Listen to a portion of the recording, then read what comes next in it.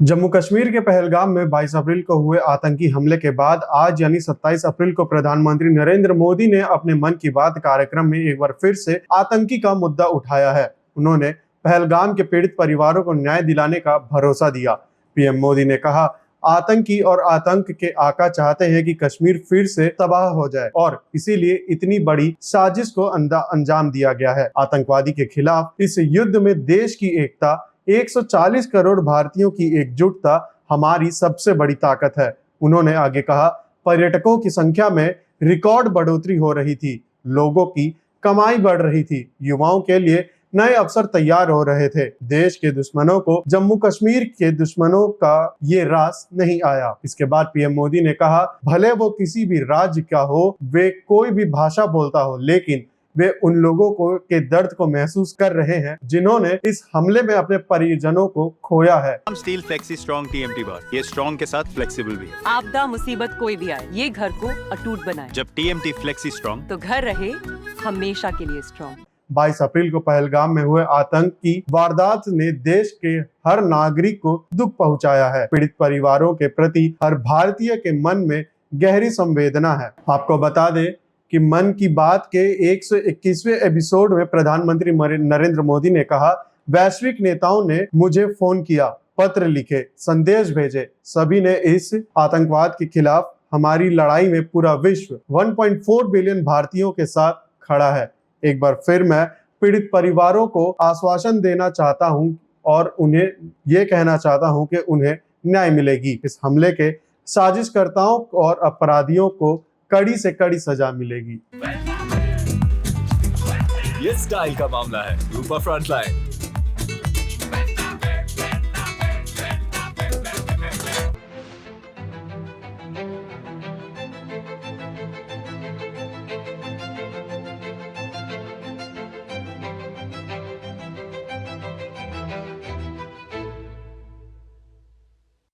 मेरे प्यारे देशवासियों, नमस्कार।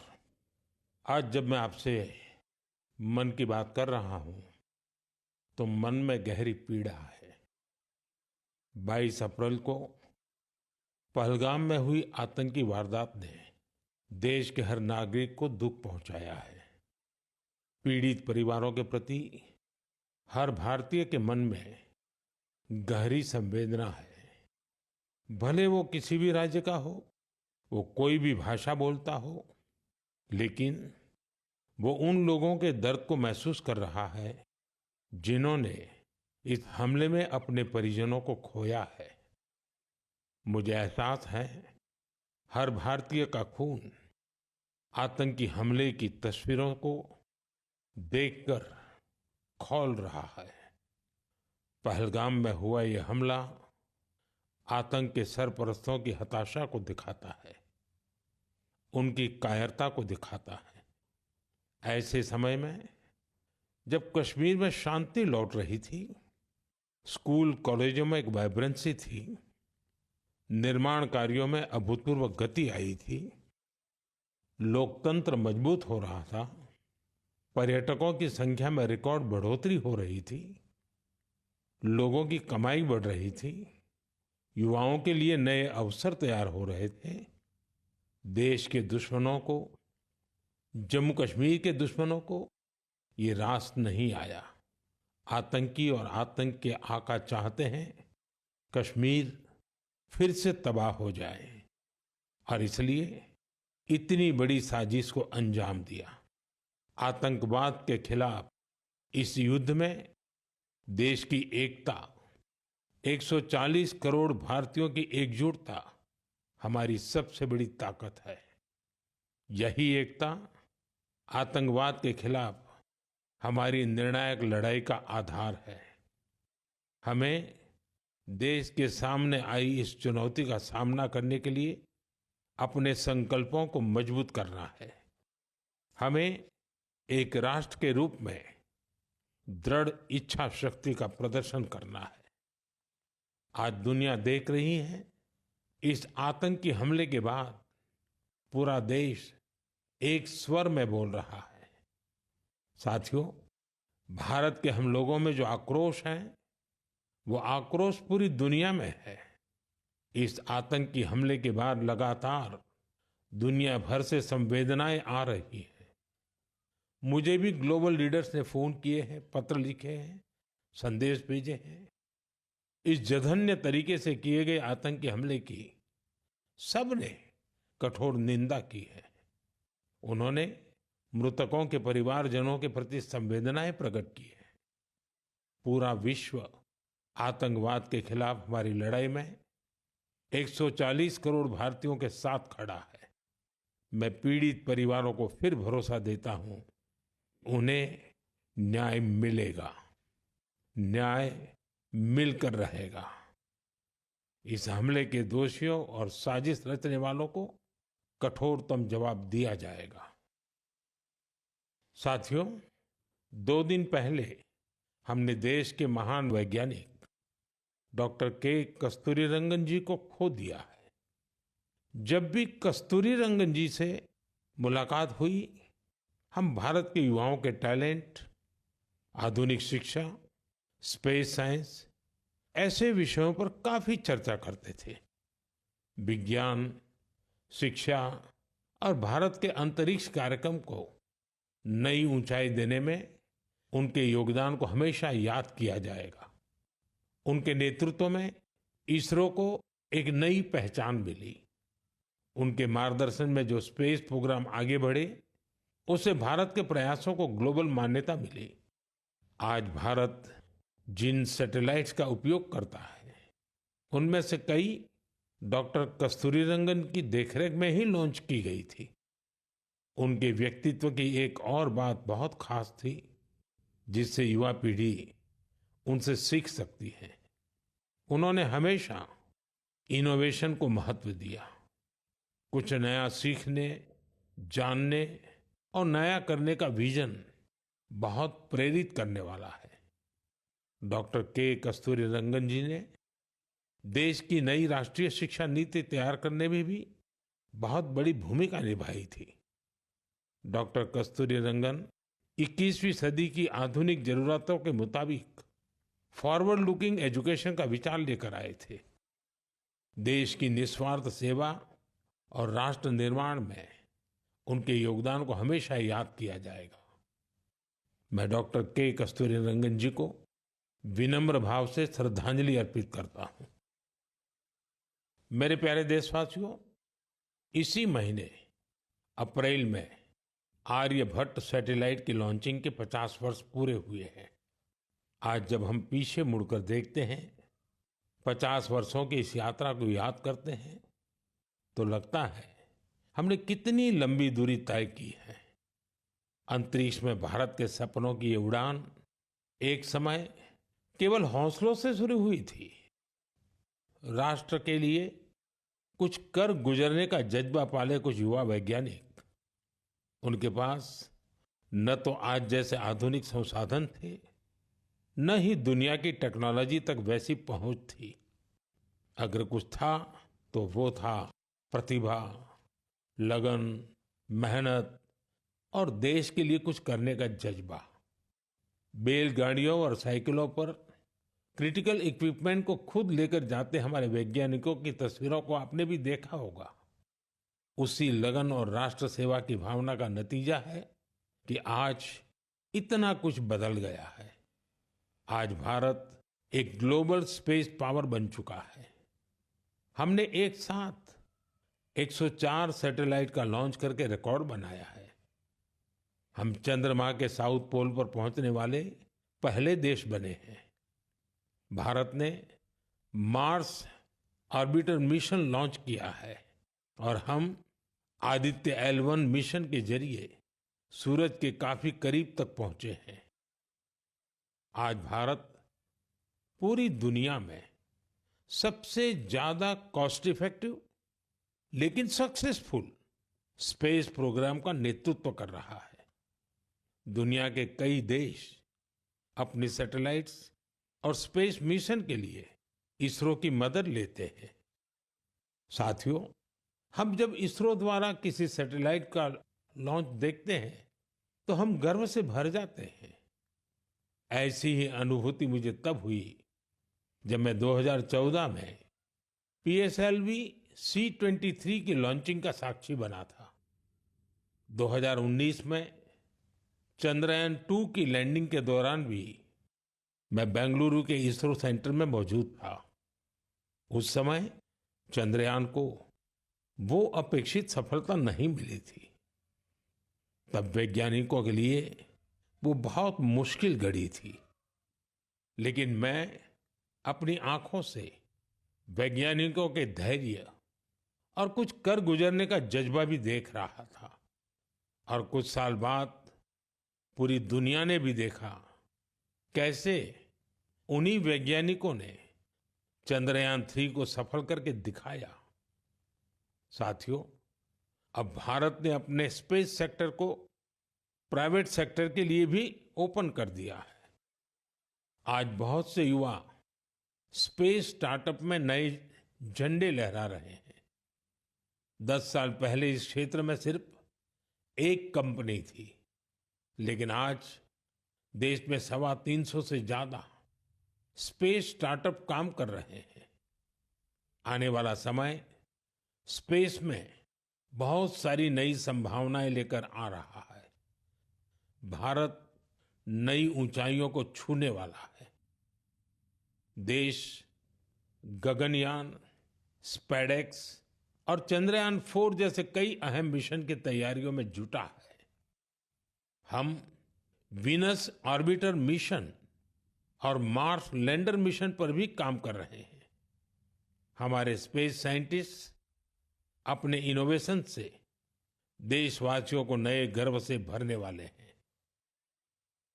साथियों, पिछले महीने म्यांमार में आए भूकंप की खौफनाक तस्वीरें आपने जरूर देखी होगी। भूकंप से वहां बहुत बड़ी तबाही आई। मलबे में फंसे लोगों के लिए एक एक सांस, एक एक पल कीमती था। इसलिए भारत ने म्यांमार के हमारे भाई बहनों के लिए तुरंत ऑपरेशन ब्रह्मा शुरू किया। एयरफोर्स के एयरक्राफ्ट से लेकर नेवी के शिप्स तक म्यांमार की मदद के लिए रवाना हो गए। वहां भारतीय टीम ने एक फील्ड हॉस्पिटल तैयार किया। इंजीनियरों की एक टीम ने अहम इमारतों और इंफ्रास्ट्रक्चर्स को हुए नुकसान का आकलन करने में मदद की। भारतीय टीम ने वहां कंबल, टेंट, स्लीपिंग बैग, दवाइयां, खाने पीने के सामान के साथ ही और भी बहुत सारी चीजों की सप्लाई की। इस दौरान भारतीय टीम को वहां के लोगों से बहुत सारी तारीफ भी मिली।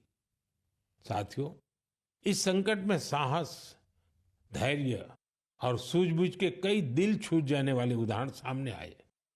भारत की टीम ने 70 वर्ष से ज्यादा उम्र की एक बुजुर्ग महिला को बचाया, जो मलबे में 18 घंटों से दबी हुई थी। जो लोग अभी टीवी पर मन की बात देख रहे हैं, उन्हें उस बुजुर्ग महिला का चेहरा भी दिख रहा होगा। भारत से गई टीम ने उनके ऑक्सीजन लेवल को स्टेबल करने से लेकर फ्रैक्चर के ट्रीटमेंट तक इलाज की हर सुविधा उपलब्ध कराई।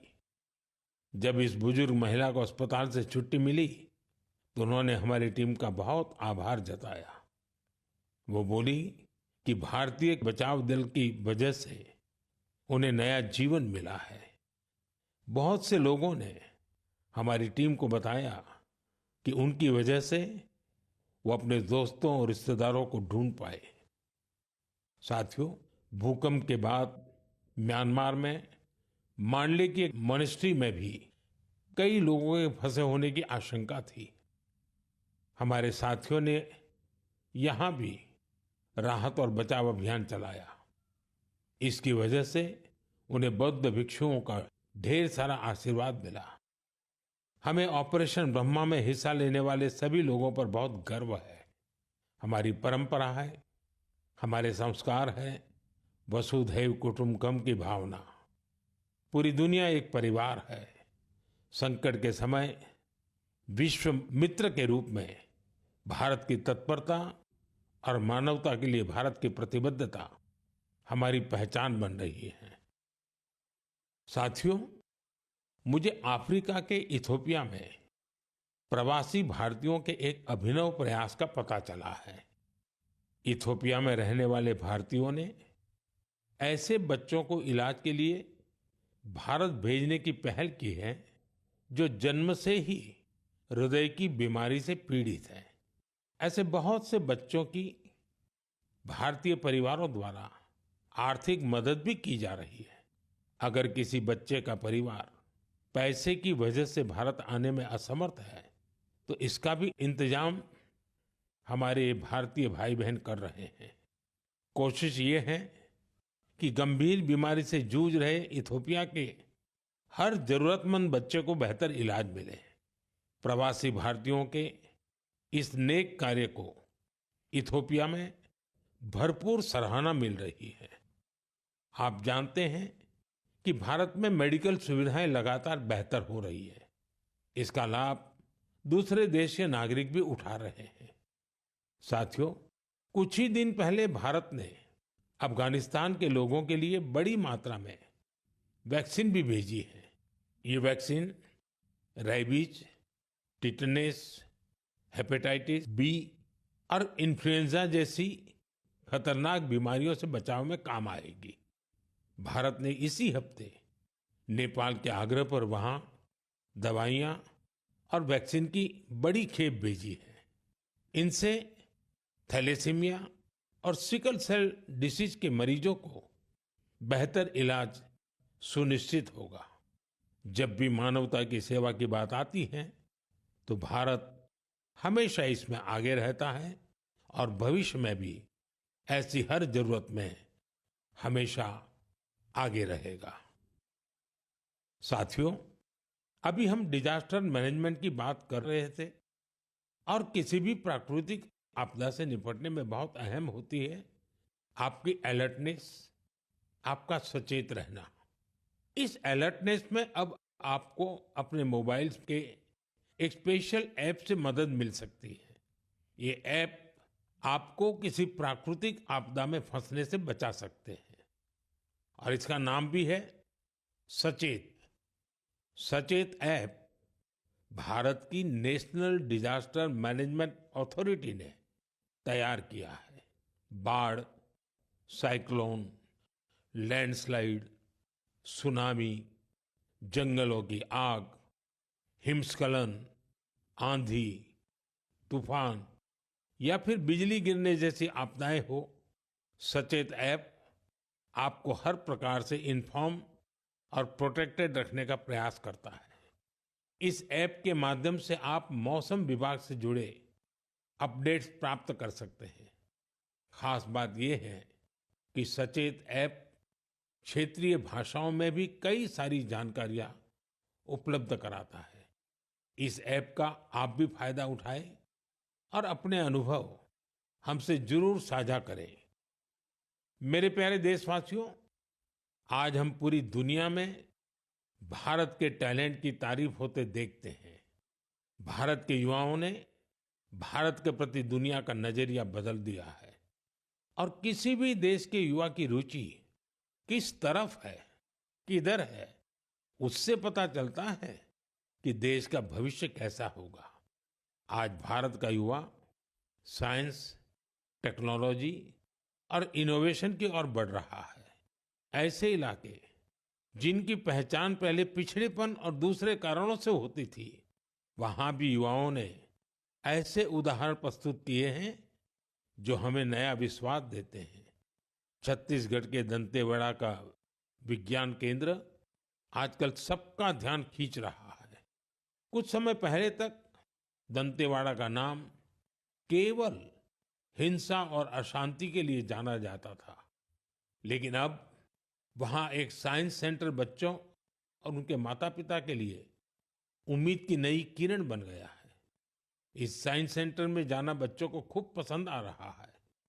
वे अब नई नई मशीनें बनाने से लेकर टेक्नोलॉजी का उपयोग करके नए प्रोडक्ट्स बनाना सीख रहे हैं।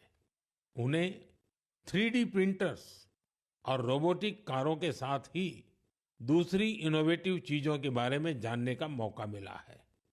अभी कुछ समय पहले मैंने गुजरात साइंस सिटी में भी साइंस गैलरीज का उद्घाटन किया था।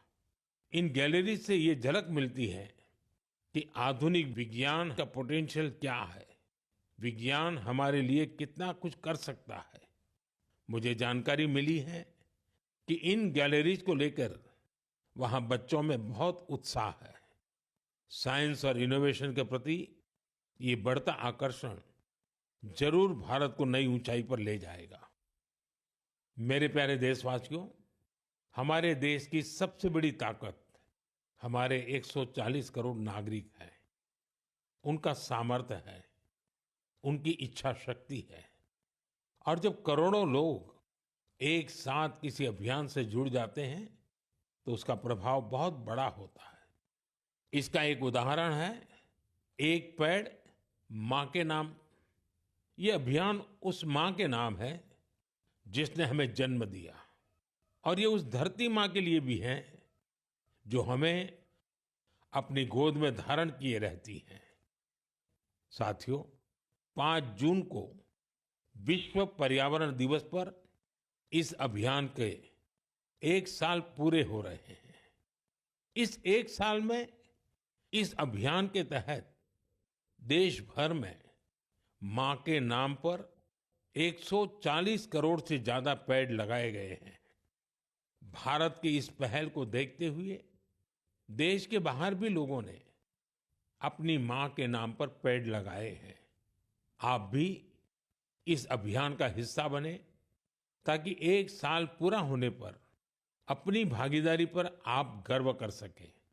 साथियों, पेड़ों से शीतलता मिलती है, पेड़ों की छांव में गर्मी से राहत मिलती है, ये हम सब जानते हैं। लेकिन बीते दिनों मैंने इसी से जुड़ी एक और ऐसी खबर देखी जिसने मेरा ध्यान खींचा। गुजरात के अहमदाबाद शहर में पिछले कुछ वर्षों में 70 लाख से ज्यादा पेड़ लगाए गए हैं। इन पेड़ों ने अहमदाबाद में ग्रीन एरिया काफी बढ़ा दिया है।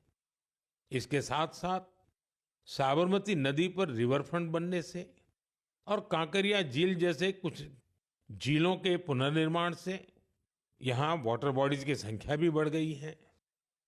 अब न्यूज रिपोर्ट्स कहती हैं कि बीते कुछ वर्षों में अहमदाबाद ग्लोबल वार्मिंग से लड़ाई लड़ने वाला प्रमुख शहरों में से एक हो गया है। इस बदलाव को, वातावरण में आई शीतलता को वहां के लोग भी महसूस कर रहे हैं। अहमदाबाद में लगे पेड़ वहां नई खुशहाली लाने की वजह बन रहे हैं। मेरा आप सबसे फिर आग्रह है कि धरती की सेहत ठीक रखने के लिए, क्लाइमेट चेंज की चुनौतियों से निपटने के लिए और अपने बच्चों का भविष्य सुरक्षित करने के लिए पेड़ जरूर लगाएं। एक पेड़ मां के नाम।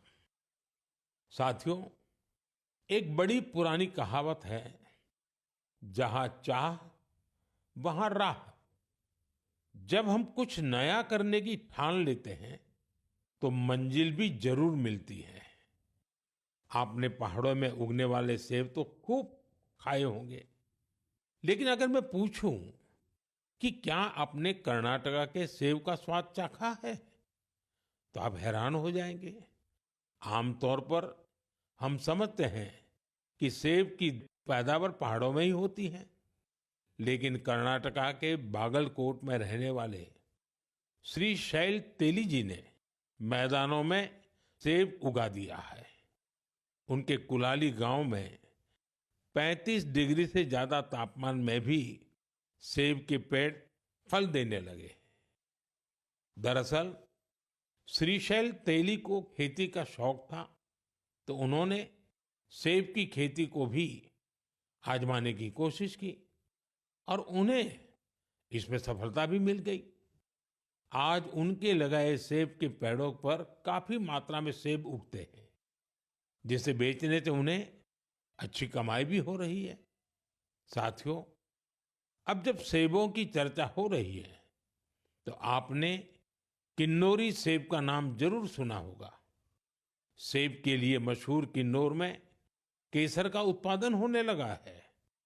आमतौर पर हिमाचल में केसर की खेती कम ही होती थी, लेकिन अब किन्नौर की खूबसूरत सांगला घाटी में भी केसर की खेती होने लगी।